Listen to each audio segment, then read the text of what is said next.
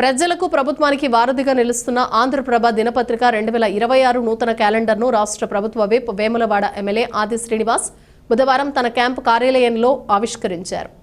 ఈ సందర్భంగా ఆయన మాట్లాడుతూ స్వాతంత్ర ఉద్యమంలో కీలక పాత్ర పోషించిన ఆంధ్రప్రభ ప్రజా సమస్యల పరిష్కారానికి నిరంతరం కృషి చేస్తోందని ప్రశంసించారు. వార్తలను ప్రజలకు సమయానికి చేరవేస్తూ మరిన్ని రంగాల్లో పత్రిక ఎదగాలని ఆకాంక్షించారు. కార్యక్రమంలో ఆంధ్రప్రభ ఇన్ఛార్జ్ లాయిక్ పాషా, యూనియన్ నాయకులు తదితరులు పాల్గొన్నారు.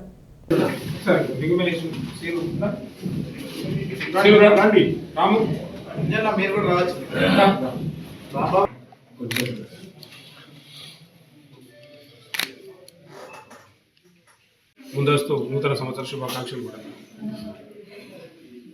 ఇటీవలే తెలంగాణ రాష్ట్ర ప్రభుత్వం ప్రజాపాలన ముఖ్యమంత్రి రేవంత్ రెడ్డి గారు అలాగే media academy chairman Srinivas Reddy గారి నేతృత్వంలో జర్నలిస్టుల అక్రిడేషన్ల జారీ కోసం 252 జీవోను జారీ చేశారు.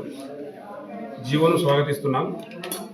జీవోలో కొన్ని సవరణలు అవసరం ఉన్నాయని మా యూనియన్ భావించింది.